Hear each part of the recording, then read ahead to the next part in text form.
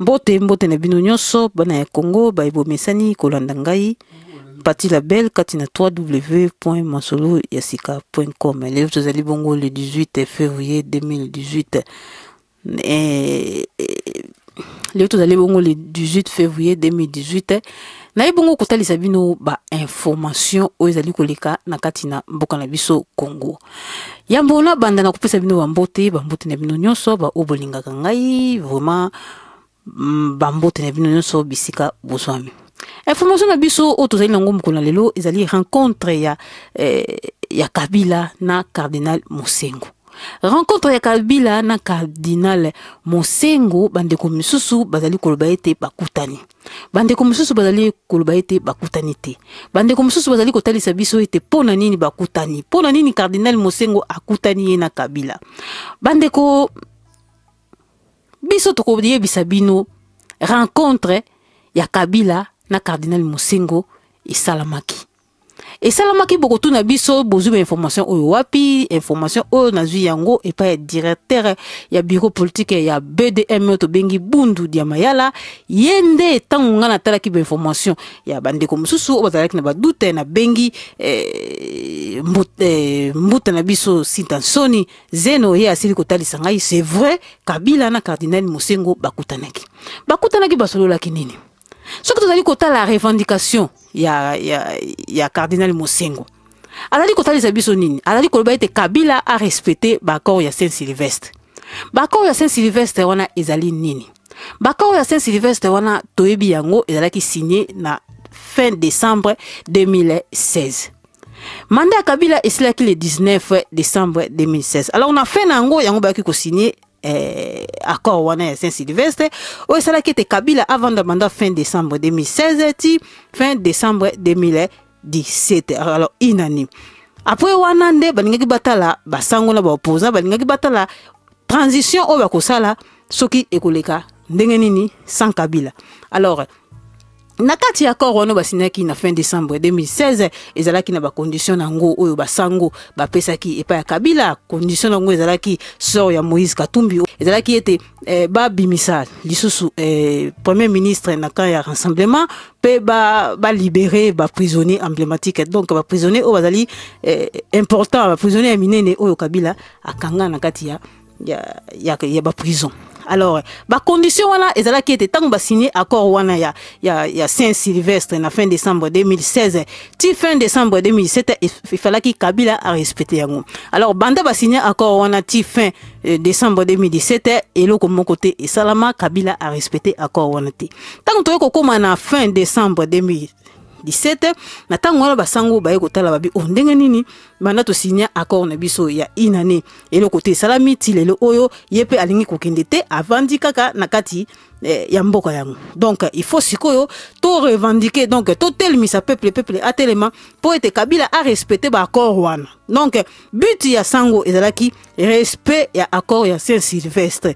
Donc bande komingo ba koloba ete pona nini Cardinal Mosengo akutani na Kabila. Donc ce que oyebi bitumba ya Cardinal Mosengo ezana tina te otuna pona nini Cardinal Mosengo akutanaki ye na Kabila. Alors tango Cardinal Mosengo alobi a revendiqué ba accord respect accord ya Saint-Sylvestre. Donc a telemisi ba peuple a telemi le 31 décembre 2017 a telemi sous le 21 janvier ce que na bosanité 2017 tout monaki o elekanaki Kabila babomi batunakati na église basalaki nyonso obakoyo kosala.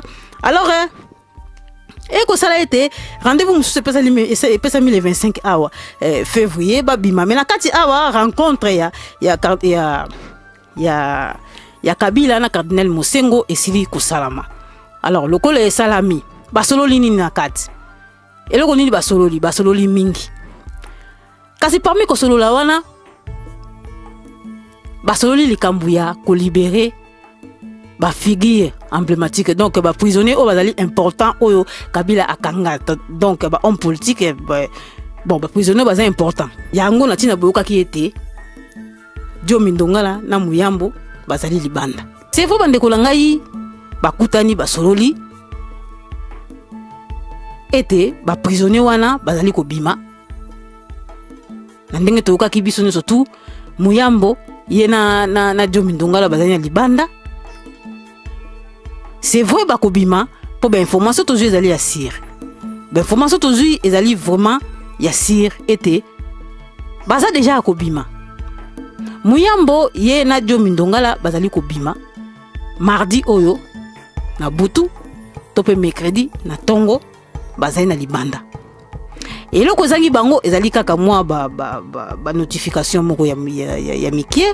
Et le kozangi bango ezali kaka ba signature moko ya mikie, mais bande ko biso la mibale baza déjà batu baza déjà na libanda kasi vraiment ba information tozali nango batalisi biso ba biete mardi to pe mercredi Joe Mindongala ye na Jean-Claude Muyambo bazali libanda. Yango information o tozali nango vraiment pour na kopesa bino moko na lelo bozala la kobanga te ba o lukaki libération ya Muyambo na Joe Mindongala vraiment bokomona bango libanda kasi ba o mingi ba sepelité pour la rencontre ya Kabila na cardinal Mosengo boy ba été cardinal Mosengo vraiment ya zali wana pour na ba accord ya Saint-Sylvestre Kabila a respecté yango information na zaki nango pour na kopesa bino mokona lelo na linga kina beta c'était na o etali BDM likambo etali BDM ezali parti politique le roi parti politique nyonso ezali parti politique le roi parti politique nyonso o ezali na kati na Congo. Autorité morale ya BDM ezali ne Mondansemi so to définir azali lokola nzete o ezali na ba étape ebele. Ne Mondansemi na kati na ezali na politique, azali na science, azali na religion ou to bengi spiritualisme. Alors na biloko wana misato nga personnellement naaki na simane Mondansemi pour na landa ki politique na nga d'abord naza résistante tango ne Mondansemi atali subsoté les Rwandais les Congolais naki otala ete non biso ana résistance loko to baki ete moto nyonso akoya to koyamba ye to fungole maboko na fungole kini Mondansemi maboko na ambi papa na biso politiquement na yambiye. Alors na kati ya koyamba ye les Rwandais les Congolais na ko découvrir plus politiquement na ko tala ba réclamation na ye belé asa na kati na parlement ne Mondansemi alingaki justice ne Mondansemi défendait les gens na kati na parlement ne Mondansemi a défendant mais ba kasaye na kati ya parlement occupation na kasa ese kotaki ye alobaka yango na kati ya parlement. Mais na tango wana ba député o ba voter na kati na Kasai bazalaki mais ba lobela yango te. Mais ne Mondansemi a oza a telema a lobela makambo na tango wana ba mona ka lokola mutaliboma. Mais lelo oyo bande ko na biso ya Kasai batiki Kasai ba kena Angola ba bandi ko tambola bandi ko benga na bango na kati na village na bango. Lelo oyo biso ba o to mona ka réalité ya makambo to pesi papa oyo raison. Et c'est vrai à mon amusika. Yango bien été nazala na simana politiquement pour être force o yazali nango vraiment na sire que lelo soki Congo longue na occupation vraiment papa na biso oyo aza capable ya ko diriger mboka oyo na justice moko ya malamu. Yango tina ngana yaki na sima ya nde Mondansemi politiquement. Alors bande ko mususu o bako découvrir ne Mondansemi na sima ya religion to pe na spiritualisme.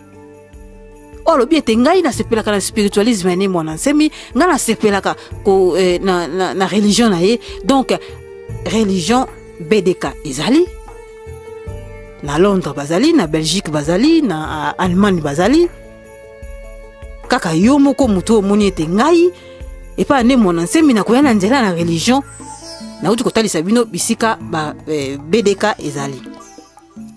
Alors BDM ezali parti politique oyo et simbami ana libanda ya mboka epa ya mbuta citation zeno o ezali directeur ya bureau politique ya ne Mondansemi yende mutaza ko mener biso nyonso aweza na États-Unis na Amérique partout bisika BDM ekozala eza mbuta citation zeno.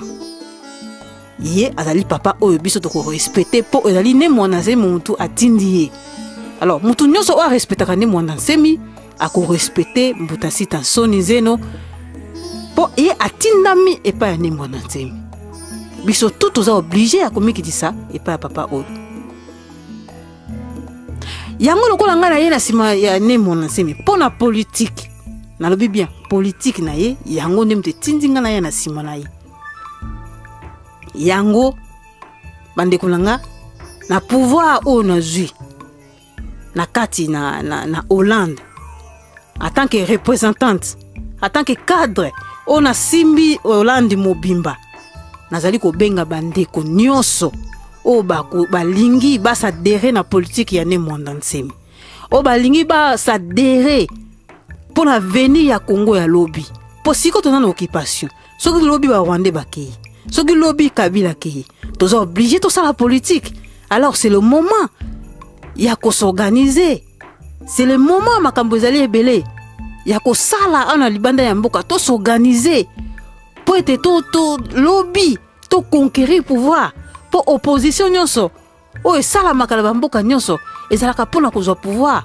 pas pona ko accompagner pouvoir mais pona kozwa pouvoir alors pona kozwa pouvoir ezali ko senga na biso to s'organiser organisation na bande ko ngai to sala yango à partir awa yango nazali ko benga bande ko nyonso zala muluba mukongo mungala muswahili mwana ya Congo nyonso boya bosadere na BDM ezali parti politique lokola la politique nyonso e fongole libino maboko e fongole libino ba porte boya bosadere tozali na ba carte ngai en tant que chef na kati na Hollande awa ba carte ezali oyo soki ozali olingi ko s'adhérer ba carte ezali eza na condition mon côté condition moko ya adhésion na kati na BDM ezali te boya po s'adhérer bino nyonso po ete lobby po tozali ko mona Congo na miso mususu lobby to sala po na mabele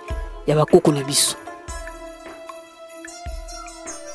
yango na bengi bino nyonso oyo akolinga a contacter ngai o akolinga a s'adhérer o bengi ngai na 06 84 56 63 65 to pokoti na Facebook na ngai obeti Landu Makese okomona ngai wana okomelinga message oyo pe akolinga aider BDM na makambo nyonso moral financière vraiment maboko na biso za kufungwama toko pesa ba compte na biso ya PayPal o ya BDM po ete o ya kolinga atinda lisungi na ye po parti ekende liboso po to telmi sa parti po lo konyo soto tambola aussi avec l'argent po to tambola po to telmi sa parti alors bino nyonso boza vraiment na boye imalamu na kati ya BDM na lobi bien BDM pour na kosadere nango eza na condition moko te eza lokola ba parti politique nyonso oye osadere ozui carte na yo ngai lokola na kati na Hollande awa ndeko musu bana na France ya Allemagne bazali ya Suisse bazali partout bazali alors boko contacter mutu na mboka o azali a contacter BDM o na mboka na ye nga tant que naza ko lobela Hollande vraiment bandeko ya Hollande nyonso o nyonso talingi a s'adhérer na kati na BDM nazali wana na fungole bino maboko bo contacter ngai Pati la Belle et Landu Makese oningo s'adhérer carte na we ekozala makambo nyonso te ekozala na ka problème on est là toza lokola famille toko salisana yango likamna ningati na loba pona o etali BDM